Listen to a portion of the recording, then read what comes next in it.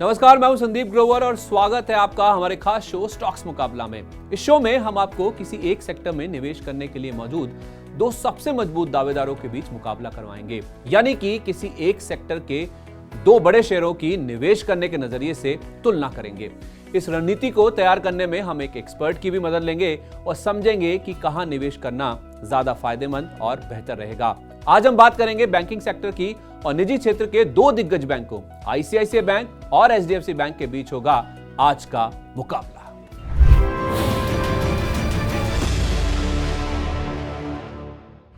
आज हमने banking sector को इसलिए चुना है क्योंकि ये सेक्टर साल 2022 में फोकस में रहा है और निवेशकों को जबरदस्त रिटर्न दिए हैं। साल 2022 में देखिए तो बैंक निफ्टी ने करीब 18% के आसपास के रिटर्न निवेशकों को कमा के दिए हैं। अगर हम सरकारी बैंकों के इंडेक्स की बात करेंगे यानी पीएसयू बैंक इंडेक्स की बात करेंगे तो वहां पे तो 60% से ज्यादा की कमाई इस पूरे साल में देखने को मिली है। तो मुकाबला शुरू करें उससे पहले जान लेते हैं कि हम इन दोनों स्टॉक्स को किन पैरामीटर्स के ऊपर कंपेयर करेंगे, किन पैरामीटर्स के ऊपर इन दोनों शेयरों की तुलना होगी। कुछ 9 पैरामीटर्स हैं मनी 9 ने जो तैयार किए हैं, जिसके बेसिस पे हम आज के जो दो पार्टिसिपेंट्स हैं एचडीएफसी बैंक और आईसीआईसीआई बैंक, जिनकी हम तुलना करेंगे। जो पहला पैमाना है वो है इंडस्ट्री में पोजीशन। इससे आपको इस चीज का अंदाजा लगेगा कि आखिर जिस कंपनी की हम बात कर रहे हैं, जिस बैंक की हम बात कर रहे हैं, उसकी पोजीशनिंग क्या है, सेक्टर में कितनी बड़ी कंपनी है वो, इस बात का अंदाजा यहां से लगेगा। ब्रांच नेटवर्क से हम इस बात का अंदाजा लगाने की कोशिश करेंगे कि कितना बड़ा कारोबार है देश में, कहां-कहां इस कंपनी का, इस बैंक का जो कारोबार है वो फैला हुआ है। फिर हम बढ़ेंगे शेयर होल्डिंग पैटर्न की ओर। इससे हम पता चलेगा कि प्रमोटर कितना हिस्सा होल्ड करते हैं, कोई प्रमोटर है भी या नहीं है, क्या प्रोफेशनली रन कंपनी है, या उसके साथ साथ जो विदेशी निवेशक या घरेलू संस्थागत निवेशक उनकी कितनी हिस्सेदारी है इन दोनों बैंकों में। फिर हम बात करेंगे वित्तीय प्रदर्शन की, यानी हम ये चीज पता करने की कोशिश करेंगे कि ओवर द ईयर्स जब से इन बैंकों की शुरुआत हुई है फाइनेंशियल पैरामीटर्स कैसे रहे, यानी कि इनका जो वित्तीय प्रदर्शन है वो किस तरह से देखने को मिला है। शेयरों की रिटर्न की हम बात करेंगे। इससे हम ये पता लगाने की कोशिश करेंगे अब तक इन्होंने जो निवेशक हैं इस बैंकों में जो रहे हैं अभी तक निवेशित, कितना पैसा उन्होंने बनाया है, कितने रिटर्न्स उन्होंने कमाए हैं, इन शेयरों ने कितना रिटर्न कमा के दिया अपने निवेशकों को। इसके बाद 5 साल में सबसे खराब और सबसे अच्छा इवेंट क्या रहा है इन दोनों बैंकों के लिए, जिनका इंपैक्ट इन शेयरों के ऊपर देखने को मिला था, इसकी हम बात करेंगे। साथ ही हम ब्रोकर्स की राय भी लेने की कोशिश करेंगे। इससे हम ये पता लगाएंगे कि आगे को लेकर ब्रोकर्स इस दोनों बैंकों को लेकर किस तरह के व्यूज बना के बैठे हुए हैं, किस तरह की अपसाइड यानी कि मौजूदा लेवल से कितनी रिटर्न की गुंजाइश इन दोनों बैंकों में अभी बची हुई है, उसके ऊपर बात करेंगे। वैल्यूएशन के ऊपर चर्चा होगी और आखिर में एक्सपर्ट की राय भी लेंगे। जहां तक एक्सपर्ट की बात है तो आज हमारे साथ कोटक सिक्योरिटीज के head of research Shrikant Chauhan ji भी हमारे साथ शामिल होंगे। उनसे राय लेंगे और उसके बाद फिर हम इस मुकाबले का विजेता भी घोषित करेंगे। तो सबसे पहला जो पैमाना है इंडस्ट्री में पोजीशन, उसकी ओर बढ़ते हैं। जो इंडस्ट्री में पोजीशन की जहां तक बात है तो उस लिहाज से देखा जाए तो एचडीएफसी बैंक की अगर आप बात करेंगे तो 1994 में आरबीआई से निजी बैंक की स्थापना के लिए इनको मंजूरी मिली थी। हूबहू आप देखें वही साल है 1994 का ही जब आईसीआईसीआई बैंक को भी इस बैंक की स्थापना करने के लिए आईसीआईसीआई ग्रुप को मंजूरी मिली थी। ये अगर आप एचडीएफसी बैंक की बात करेंगे तो ये देश का सबसे बड़ा निजी बैंक है। प्राइवेट सेक्टर बैंक्स की बात करें तो एचडीएफसी आपको सबसे बड़े बैंक के तौर पे सामने आएगा और जहां तक दूसरे पायदान की बात है तो उसमें आपको आईसीआईसीआई बैंक नजर आएगा। तो इससे आपको क्लियर हो गया कि इन दोनों बैंकों की जो इंडस्ट्री में पोजीशन है वो किस तरह की है। अब हम दूसरे पैमाने की ओर बढ़ते हैं। दूसरे पैमाना जो हमने तय किया है आज के लिए वो है ब्रांच नेटवर्क, यानी कि पूरे देश भर में इन दोनों बैंकों की कितनी ब्रांचें हैं। एचडीएफसी बैंक की अगर हम बात करें तो 3200 शहरों में और कस्बों में इनकी करीब 6500 ब्रांचें आपको नजर आएंगी और करीब 18,900 एटीएम्स का भी नेटवर्क है। तो काफी बड़ा नेटवर्क है, करीब 6500 शहरों में आपको इनकी ब्रांचें नजर आएंगी। वहीं जहां तक आईसीआईसीआई बैंक की बात है तो इनके पास भी देश भर में 5600 के आसपास ब्रांचेस हैं और करीब 13,250 एटीएम्स का नेटवर्क भी इस बैंक के पास आपको नजर आएगा। इस स्लाइड से भी आपको इस बात का अंदाजा लग जाएगा कि किस तरह से एचडीएफसी बैंक का जो साइज है, जो नेटवर्क है, जो ब्रांच नेटवर्क है, वो आईसीआईसीआई बैंक के मुकाबले कितना बड़ा है। तो ये तो बात हुई ब्रांच नेटवर्क की। अब हम बढ़ते हैं कि इन दोनों बैंकों का जो शेयर होल्डिंग पैटर्न है वो किस तरह का नजर आता है। सबसे पहले एचडीएफसी बैंक की बात कर लेते हैं। इस बैंक में अगर आप देखेंगे तो एचडीएफसी लिमिटेड जो कि एक एनबीएफसी कंपनी है उसकी पेरेंट कंपनी है और उसके पास आप देखेंगे तो करीब 25.5% के आसपास की हिस्सेदारी आपको नजर आएगी। घरेलू संस्थागत निवेशकों की जहां तक बात है तो वो इस बैंक में करीब 28.25% के आसपास का हिस्सा होल्ड करते हैं। विदेशी संस्थागत निवेशकों की हिस्सेदारी इस बैंक में आपको ज्यादा नजर आएगी बनस्पत इसके जो घरेलू संस्थागत निवेशकों की है। 32% से ज्यादा हिस्सा आप देखेंगे तो विदेशी निवेशक एचडीएफसी बैंक में होल्ड करते हैं और पब्लिक के पास जहां तक बात है तो 14.5% के आसपास की हिस्सेदारी आपको एचडीएफसी बैंक में नजर आएगी। अब हम आईसीआईसीआई बैंक की ओर बढ़ते हैं। उनका जो शेयर होल्डिंग पैटर्न है उसकी अगर हम बात करेंगे तो ये आपके सामने एचडीएफसी बैंक सामने है। अब ये रहा आईसीआईसीआई बैंक का जो शेयर होल्डिंग पैटर्न है। इसमें आप देखेंगे आपको कोई भी प्रमोटर नजर नहीं आएगा, यानी कि ये बैंक बिना प्रमोटर के चल रहा है। अब आप सोच रहे होंगे कि बिना प्रमोटर की कोई कंपनी कैसे चलती है। जब कोई कंपनी में किसी बैंक में प्रमोटर नहीं होता है तो वो प्रोफेशनली रन कंपनी होती है, यानी कि जो कुछ पेशेवर लोग हैं वो उस कंपनी को चलाते हैं। और वैसा ही हूबहू हाल आप देखिए आईसीआईसीआई बैंक का आपको नजर आएगा। यहां पे आपको घरेलू संस्थागत निवेशक और विदेशी संस्थागत निवेशक दोनों की हिस्सेदारी करीब करीब 45% के आसपास नजर आएगी, यानी कि दोनों जो संस्थागत निवेशक हैं इस बैंक में करीब करीब 90% के आसपास की हिस्सेदारी होल्ड करते हैं। सरकार अगर आप देखें तो करीब 1/4% के आसपास का हिस्सा आईसीआईसीआई बैंक में होल्ड करती है और पब्लिक के पास आप देखेंगे तो करीब 10.25% के आसपास की हिस्सेदारी है। यानी कि ये ऐसे निवेशक जिनके पास होल्डिंग 2 लाख से कम की है, वो रिटेल निवेशक, उनके पास भी अगर आप देखेंगे तो अच्छा खासा हिस्सा आईसीआईसीआई बैंक में आपको मौजूद नजर आएगा। इसके अलावा अगर हम चौथे पैमाने की ओर बढ़ें तो वो है वित्तीय प्रदर्शन का, यानी कि इन दोनों बैंकों में जो वित्तीय प्रदर्शन है ओवर द ईयर्स इन्होंने कैसे परफॉर्म किया है उसका हम अंदाजा लगाने की कोशिश करते हैं। जब हम किसी भी बैंक को कंपेयर करते हैं या बैंक की वित्तीय स्थिति के बारे में जानने की कोशिश करते हैं तो सबसे पहली बात जो हम देखते हैं वो है लोन बुक। इससे किसी भी बैंक का आपको आकार समझ आएगा। एचडीएफसी बैंक की जहां तक बात है तो 14.25 लाख करोड़ के आसपास की आपको जो लोन बुक है वो नजर आएगी। ये मार्च 2022 तक के आंकड़े हैं। वहीं आप आईसीआईसीआई बैंक की बात करेंगे तो 9.25 लाख करोड़ रुपए के आसपास की आपको इसकी लोन बुक नजर आएगी। डिपॉजिट्स की जहां तक बात है तो एचडीएफसी बैंक के पास करीब 15.5 लाख करोड़ रुपए के आसपास के आपको डिपॉजिट नजर आएंगे। वहीं 11 लाख करोड़ के आसपास के डिपॉजिट जो हैं वो आईसीआईसीआई बैंक के पास भी नजर आते हैं।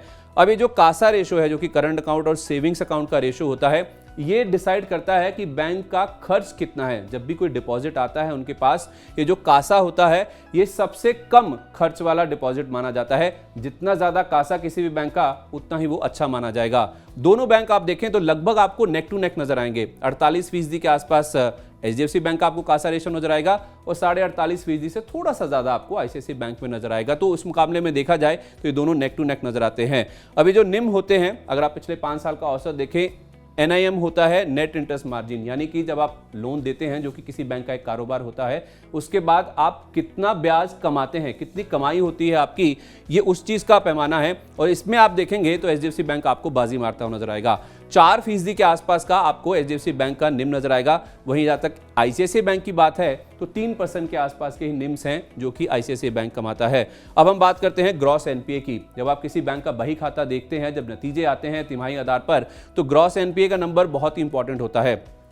पिछली तिमाही जो सितंबर में खत्म हुई है उसके आधार पर देखें तो एचडीएफसी बैंक के जो ग्रॉस एनपीए है वो महज 1.25% के आसपास है। यानी कि अगर इनकी लोन बुक 14 लाख करोड़ के आसपास की है तो उसमें से महज 1.25% ही ऐसे लोन हैं जो कि एनपीए की श्रेणी में, जहां पे इनको पैसा वापस मिलने में दिक्कतें हो रही हैं। वहीं जहां तक आईसीआईसीआई बैंक की बात है तो 3.25% ऐसे लोन हैं आईसीआईसीआई बैंक के पूरे बही खाते में, पूरी बैलेंस शीट में, जिनमें रिकवरी होने में आपको थोड़ी सी नजरें जो दिक्कतें हैं वो कहीं ना कहीं नजर आएंगी। मार्केट कैप की जहां तक बात है, चूंकि मैंने आपको पहले भी बताया कि एचडीएफसी बैंक देश का सबसे बड़ा निजी बैंक है, तो उसमें आपको नजर आएगा भी कि इनकी मार्केट कैप 28 दिसंबर तक अगर आप देखेंगे तो 9 लाख करोड़ रुपए के आसपास की है। वहीं आईसीआईसीआई बैंक की बात करेंगे तो 6.25 लाख करोड़ रुपए के आसपास की ही आपको मार्केट कैप नजर आएगी।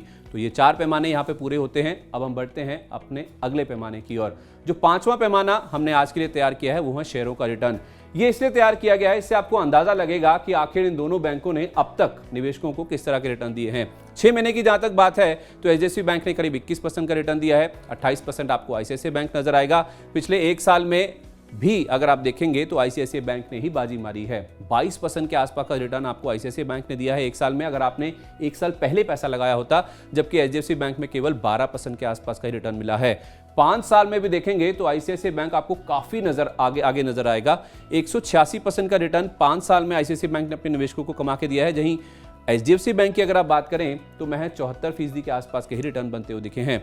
ये जो है ये अधिकतम अवधि है, यानी कि जब से इन दोनों बैंकों की लिस्टिंग हुई है उसके बाद से अगर आप देखेंगे तो 229,402% का रिटर्न आपको HDFC बैंक में और करीब 22,000% का रिटर्न आपको ICICI बैंक में नजर आया है। ये जो 22,000% का रिटर्न है उसको आप ऐसे समझ सकते हैं कि 220 गुना के आसपास के जो रिटर्न है वो ICICI बैंक में देखने को मिले हैं। अगर आपने जब से इस बैंक की लिस्टिंग हुई है तब से अगर पैसा लगाया होता तो आपका पैसा करीब 220 गुना के आसपास का हो जाता। जो अगला पैरामीटर है, यानी कि जो छठा पैरामीटर मनी9 ने तैयार किया है इस मुकाबला के लिए, वो बहुत ही इंटरेस्टिंग है और वो है 5 साल में सबसे खराब और सबसे अच्छा इवेंट। इन दोनों बैंकों की जहां तक बात है वो हम जानने की कोशिश करेंगे और उससे हम ये भी अंदाजा लगाने की कोशिश करेंगे जो खराब और अच्छे इवेंट्स हुए हैं इन दोनों बैंकों के लिए पिछले 5 साल में, उससे इन दोनों बैंकों के शेयरों पर कितना रिटर्न देखने को मिला या कितना असर देखने को मिला। और इसे समझने के लिए हम चलते हैं आज के हमारे एक्सपर्ट के पास। हमारे साथ श्रीकांत जी मौजूद ही हैं। श्रीकांत सर, बहुत बहुत स्वागत है आपका मनी9 पर। बहुत धन्यवाद आपका अपना कीमती समय देने के लिए और हमारे साथ बहुत पेशेंटली वेट करने के लिए। सर, इससे पहले कि मैं आपकी पसंद पूछूं इन दोनों शेयरों में से, पहले जरा 5 साल में एक ऐसा इवेंट बताइए इन दोनों बैंकों लिहाज से जो कि खराब और अच्छा रहा है और इन दोनों बैंकों के हिसाब से जिससे इनके शेयरों पर काफी ज्यादा असर भी देखने को मिला था।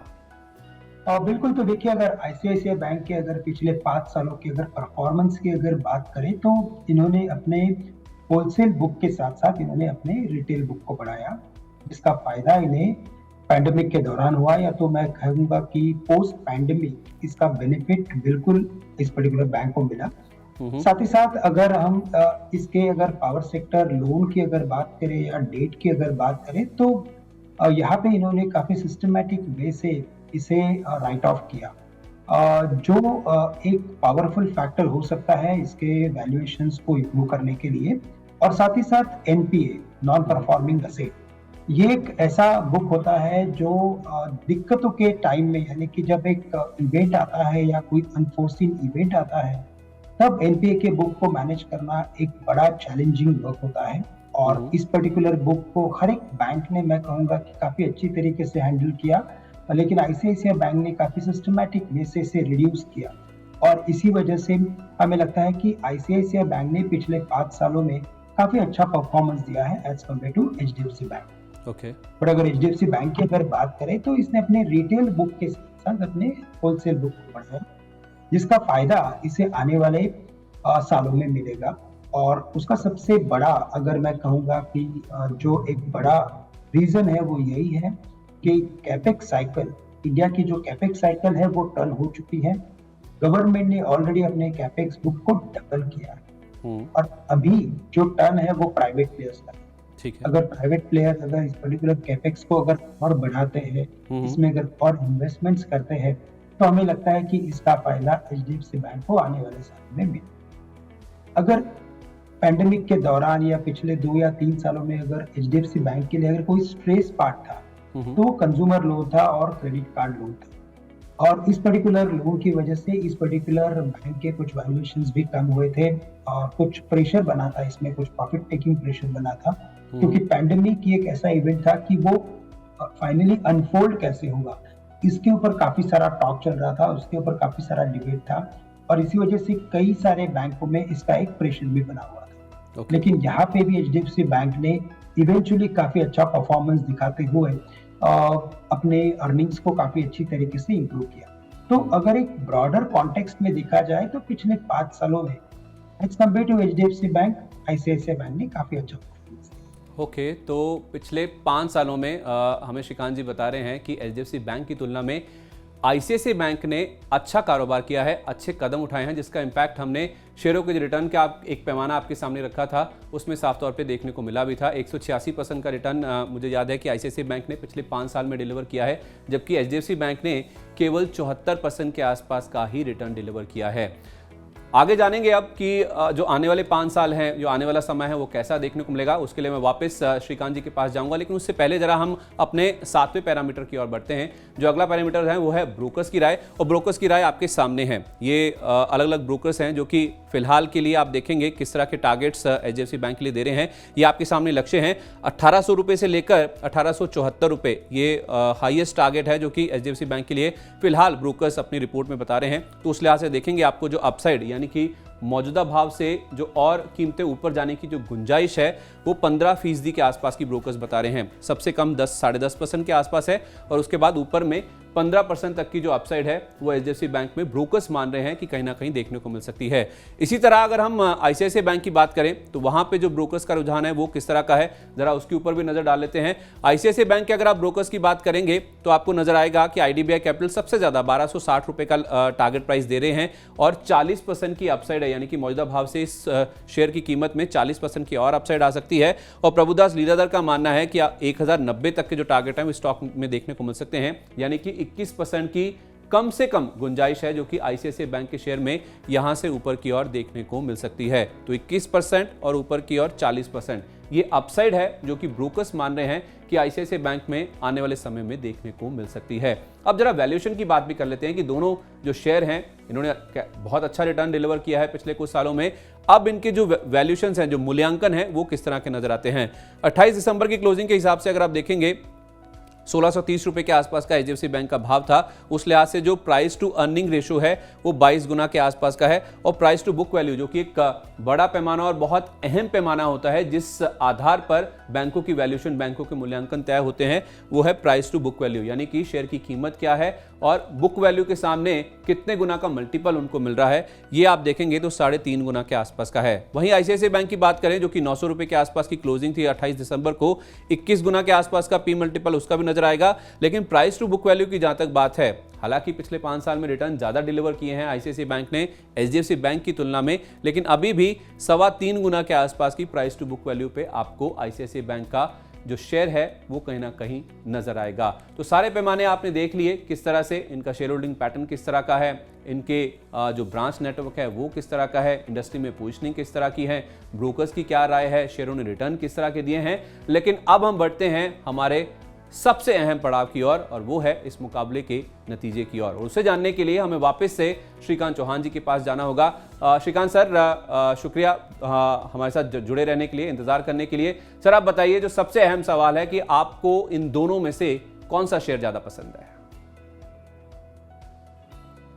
तो देखिए, अगर एचडीएफसी बैंक या आईसीआईसीआई बैंक, अगर इन दोनों को अगर हम फंडामेंटली अगर देखते हैं या अगर पिछले 5 साल का, जैसे मैंने अभी बताया कि अगर उस पर्टिकुलर पीरियड में अगर परफॉर्मेंस देखते हैं तो नो डाउट आईसीआईसीआई बैंक ने काफी अच्छा परफॉर्मेंस दिया है। लेकिन अगर पिछले 10 साल की अगर बात करते हो या पिछले 15 साल की अगर हम बात करते हैं, या तो अगर उस पर्टिकुलर पीरियड में अगर इन दोनों के परफॉर्मेंस को देखते हो तो clearly HDFC bank clearly winner रहा है या क्लियरली आउट परफॉर्मर रहा है। ठीक है। पिछले 15 सालों के अगर इसके हर एक मैट्रिक्स को या हर एक फंडामेंटल मैट्रिक्स को अगर आप देखते हो, हर एक मैट्रिक्स पे इसने काफी अच्छा परफॉर्मेंस दिया और इसी वजह से हमें लगता है कि एचडीएफसी बैंक एक क्लियर परफॉर्मर आने वाले सालों में भी रहेगी। स्पेशली अगर इस करंट फंडामेंटल्स की अगर बात करें तो एचडीएफसी बैंक अगर करंट फंडामेंटल्स के बेसिस पे, अगर रिटर्न ऑन इक्विटी के बेसिस पे अगर नापा जाए तो हमें लगता है कि वो 16.6 के रिटर्न ऑन इक्विटी पे ट्रेड कर रहा है। साथ ही साथ अगर प्राइस टू बुक वैल्यू को अगर कंपेयर करें तो दैट इज अराउंड 3। तो अगर FY23 के अगर एस्टिमेट्स की अगर बात करें तो रिटर्न ऑन इक्विटी या return on price to book value देखें तो HDFC bank is cheap as compare to ICICI. अगर आईसीआईसीआई बैंक के अगर ओवरऑल परफॉर्मेंस को देखें तो आईसीआईसीआई बैंक जो है वो करंटली 17.3 के रिटर्न ऑन इक्विटी पे ट्रेड कर रहा है और प्राइस टू बुक वैल्यू अगर आप देखें तो दैट इज अराउंड 3.40। तो अगर इस पर्टिकुलर वैल्यूएशंस को देखें तो आईसीआईसीआई बैंक करंटली एक्सपेंसिव है।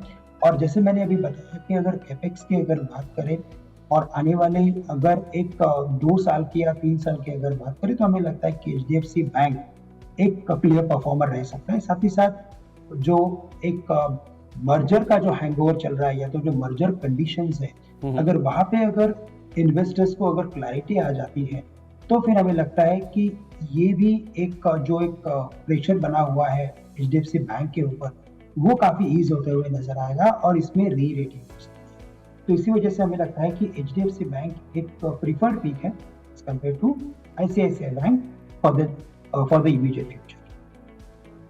ओके, तो श्रीकांत चौहान जी का मानना है कि फिलहाल के लिए देखा जाए तो आईसीआईसीआई बैंक के जो वैल्यूएशंस हैं वो एचडीएफसी बैंक की तुलना में देखा जाए तो थोड़े से उनको एक्सपेंसिव नजर आ रहे हैं। तो उस लिहाज से देखा जाए एचडीएफसी बैंक पिछले कुछ सालों में 10 सालों में देखा जाए तो ज़्यादा बेटर परफॉर्म किया है, और आने वाले 10 सालों में भी जहाँ तक बात है, क्योंकि इनका एक बड़ा मर्जर चल रहा है एचडीएफसी लिमिटेड के साथ, उसका प्रोसेस ऑन है, उस पर अगर क्लैरिटी आ जाती है तो फिर ये जो बैंक है वो कहीं ना कहीं क्लियर विनर के तौर पे सामने आता हुआ दिखेगा। श्रीकांत सर, आज हमारे साथ इस स्टॉक मुकाबला के पहले शो में शामिल होने के लिए आपका बहुत बहुत धन्यवाद। तो अब आपको ले चलते हैं नतीजे की ओर। जो श्रीकांत चौहान जी ने जैसे हमें बताया कि एचडीएफसी बैंक ज़्यादा अच्छा परफॉर्म कर सकता है जहां तक अगले 1 साल की बात है। इनफैक्ट अगर लंबी अवधि की भी बात है तो यही जो बैंक है वो आपको ज़्यादा बेटर परफॉर्म करता हुआ नजर आएगा। केवल एक ट्रिगर है, एक दिक्कत है, वो जो मर्जर चल रहा है इनकी पेरेंट कंपनी एचडीएफसी लिमिटेड के साथ, इनका जो प्रोसेस ऑन है उस पर अगर क्लैरिटी आ जाती है तो आईसीआईसीआई बैंक की तुलना में एचडीएफसी बैंक ज़्यादा बेटर परफॉर्म कर सकता है।